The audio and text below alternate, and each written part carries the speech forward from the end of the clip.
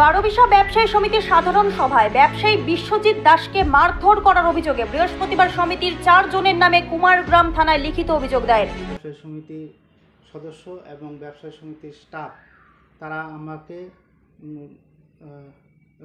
একদম মারার জন্য উদ্যত হয় এবং আমাকে মারধর করে। তো সেই সময় আমি সন্ধ্যার সময় আমার মেডিকেল করে নিয়ে তো আজকে আমি কুমারগ্রাম থানায় তাদের বিরুদ্ধে লিখিত অভিযোগ দায়ের করি। উল্লেখ্য, বারোবিশা ব্যবসায়ী সমিতির বিরুদ্ধে দুর্নীতির অভিযোগ তোলে সমিতিরই একাংশ ব্যবসায়ী। সেই কারণেই ব্যবসায়ী সমিতির পক্ষ থেকে গত বুধবার একটি সভার ডাক দেওয়া হয়েছিল। সেই সভায় দুই পক্ষের মধ্যে চলে দীর্ঘক্ষণ কথা কাটাকাটি ও শেষে হাতাহাতির পরিস্থিতি। অভিযোগ, ব্যবসায়ী সমিতির সম্পাদক কার্তিক সাহা সহ নিবারণ সাহা, উৎপল সরকার, সন্তোষ শর্মা এই 4 জন ব্যবসায়ী বিশ্বজিৎ দাসকে মারধর করেন। তাদের নামে থানায় লিখিত অভিযোগ করেন। অন্যদিকে যে 4 জনের নামে থানায় অভিযোগ করা হয়েছে তারা প্রত্যেকেই তাদের বিরুদ্ধে ওঠা অভিযোগ অস্বীকার করেছেন।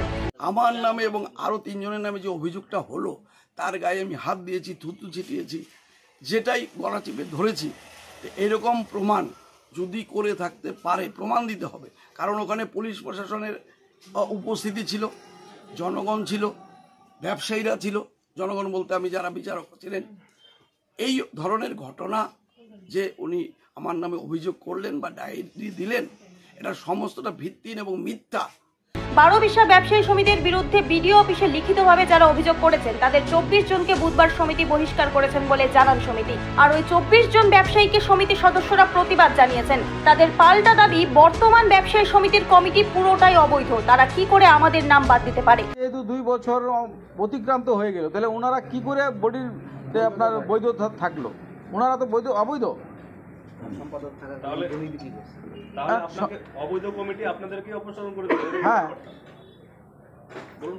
অবৈধ কমিটি তো আমাদেরকে বহিষ্কার করলো, কারণ ওনারা তো মেয়াদ পার হয়ে গেছে, 2 বছর অতিক্রান্ত হয়ে গেছে, 3 বছর পার হয়ে গেল।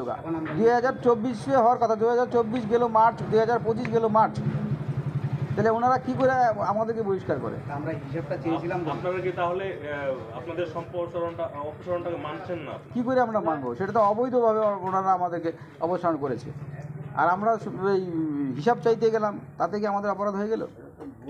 এই বিষয়ে কুমারগ্রাম থানার আইসি শ্রমিক চট্টোপাধ্যায় জানান, অভিযোগ পেয়েছি, ঘটনার তদন্ত চলছে। আলিপুরদুয়ার থেকে অমল বর্মনের রিপোর্ট, আমাদের টিভি।